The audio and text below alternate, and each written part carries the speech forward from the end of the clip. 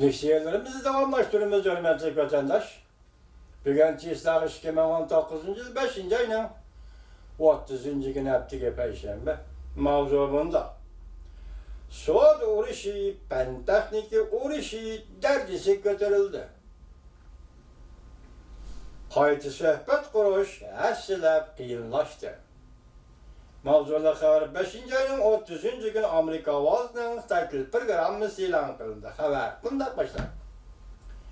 Washington. Amerika Cumhur Soğudu sohbeti katmal haletke düşüp kalgan bir paytda. Beijing yeni signal koyup verip seyrek topunu Amerika karıştırışta bir kuralga aylandırdıqallıqdan ibaret bir işten bişaret var. Tahlilçiler mundaq hesapladı.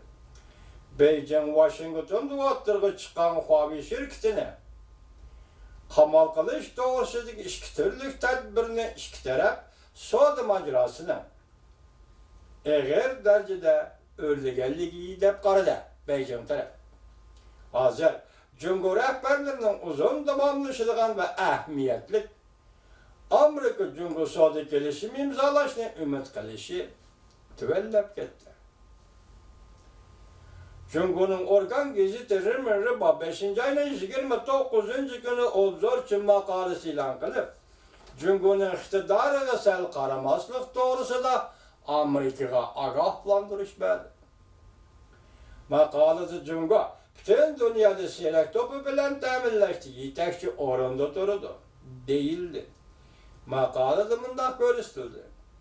Şüphesiz ki Amerika taraf Cumhur'un import kılınan seyrek topusida yasalgan mahsulotlardan foydalanıp, Cumhur'un taraqqiyotini cheklemoqchi bo'lsa, Cumhur xalqi bunday oqibatni qabul qila olmaydi. Bununla birga Riba 5. ayının 28. günü muxbirning Davlat taraqqiyot komiteti mas'ulining seyrek topa sanatini taraqqiy qildirish to'g'risidagi maxsus ziyoratini ko'rsatgan. Beijing bir hafta ichida ikki qatim signal tarqatib, seyrek topini Amerika Cumhur savdo urushida bir qurolga aylantirdiganligidan bishorat bergan.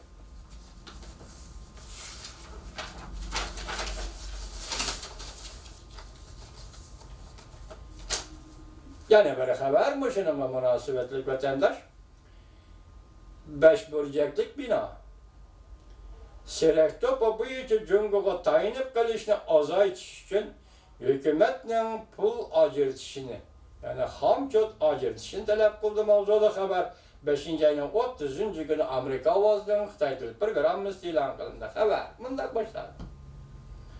Cumhur seyrek topani Amerikaga eksport qilishini tizginlash bilan tahdid qilib, Amerika Cumhur savdo urushida bir qurolga aylantirmoqchi. Ve bunun için uğurlayotgan bir paytda Amerika 5 burcaklik bina haftanın 3. günü mundaq ko'rsatdi. Devletning yeni ajratgan puliga erishib, Amerika davlat ichida seyrek to'pi ishlab chiqarishning iqtidorini oshirib, Cumhurga seyrek to'pi masalasida tayinib qilishni azaytishni talab qildi. 5 burcaklik binanın bayanatçısı Angelos Hava Armiya mayori mundaq dedi. Alaqadar doklad Aqsarayga yollandı ve devlet meclisiga qisqacha tanıştırıldı. Seyrek to'pida 17 xil ximiyelik modda bor. Qo'limizdagi telefon ve elektronik mahsulotlar ishlab chiqariladi. Kurashchi aeroplanning motori seyrek to'pidan ishlanadi.